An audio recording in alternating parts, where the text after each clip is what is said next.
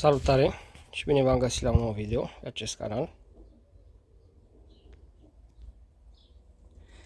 Astăzi o să transform această vitrină frigorifică într-un incubator.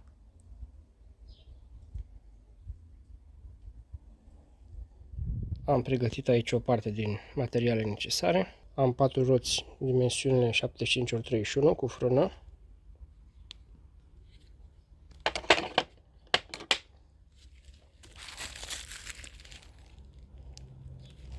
O rezistență de umiditate EH01 pentru incubator de 200 de W.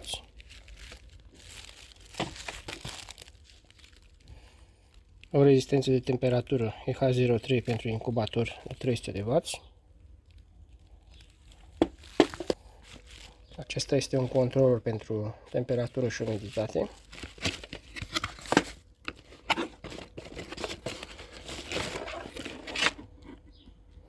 ZL 7918A. Are 2 senzori pentru umiditate și temperatură.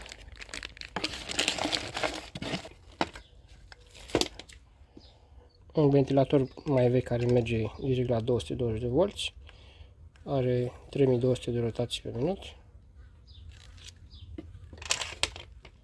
O ramă de aerisire rotundă.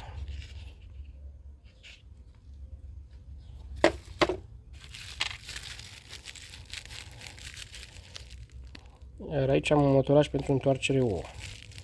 Pe acesta îl voi folosi în partea a doua.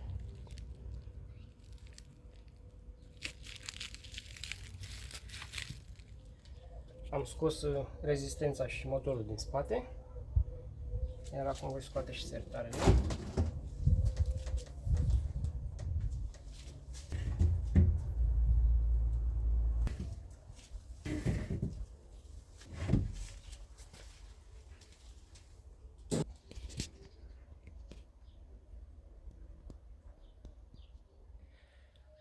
O să păstrez de la vitrină ventilatorul vechi. Am scos lampa și am montat acest bec. Ventilatorul este funcțional. Bag aer pe aici. Iar becul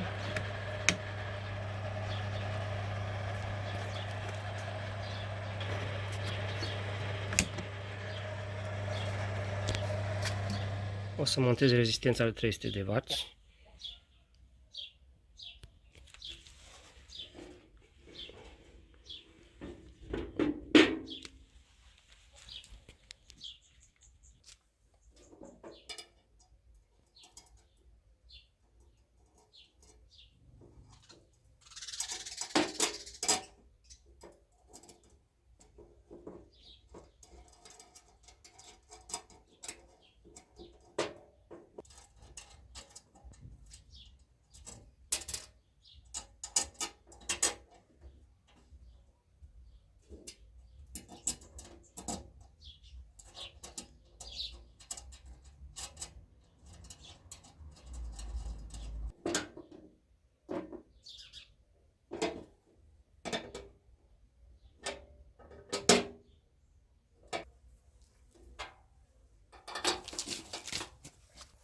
Folosesc niște șuruburi.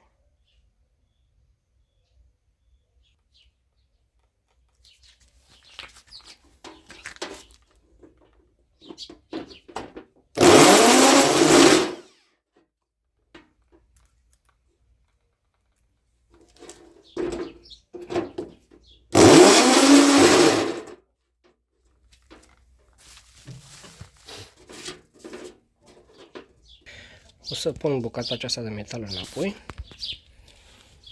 rezistența cu cablu. O să folosesc această ieșire.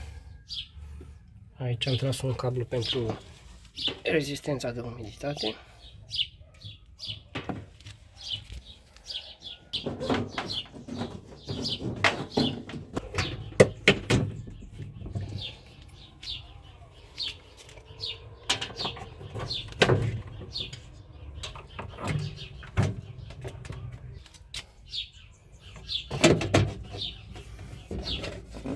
O să fixez tabla asta înapoi cu 4 șuruburi. Acum îi voi pune acest capac înapoi.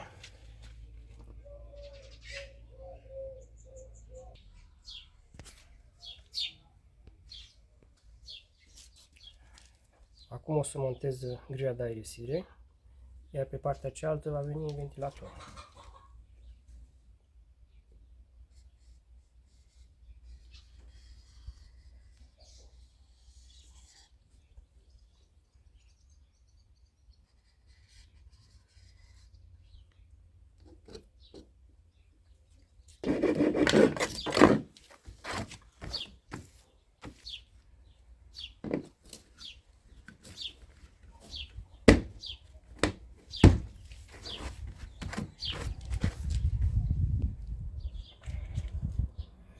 Acolo o să montez ventilatorul.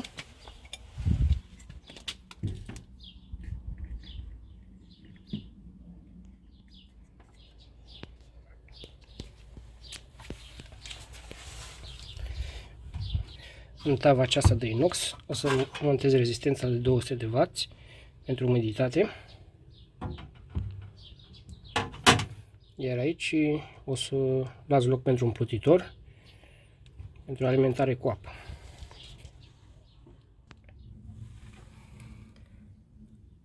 Am reușit să montez rezistența. Mai trebuie strânsă de aici. Foarte important, folosim mașina cu un spiral mare și neapărat un pic de vaselină. Altfel nu reușeam să îmi dau aceste găuri. O cheie de 24.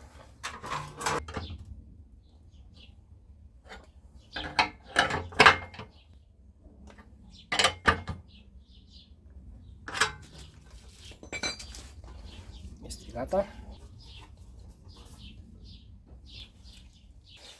Acum o să fac legăturile.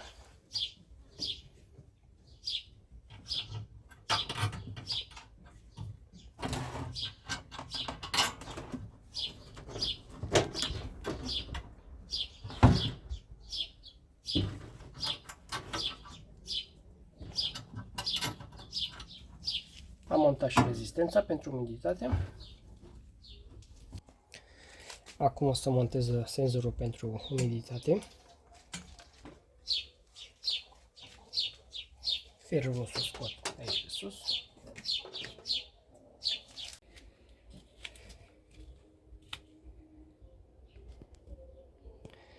Aici am montat senzorul de temperatură. Am scos firele pe aici.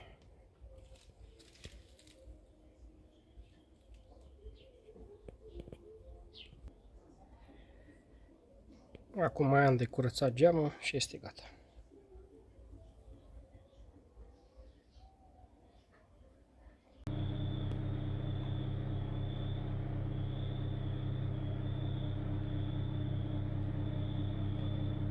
Am curățat și geamul.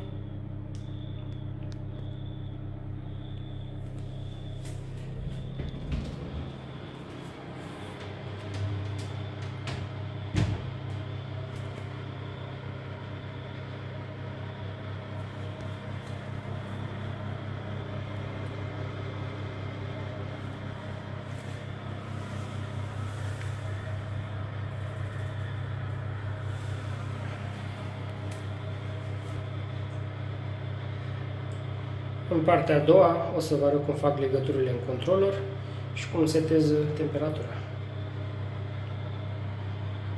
Cam acesta a fost clipul de astăzi. Nu uitați să dați un like, să vă abonați la canal, să lăsați un comentariu. Vă mulțumesc pentru vizionare.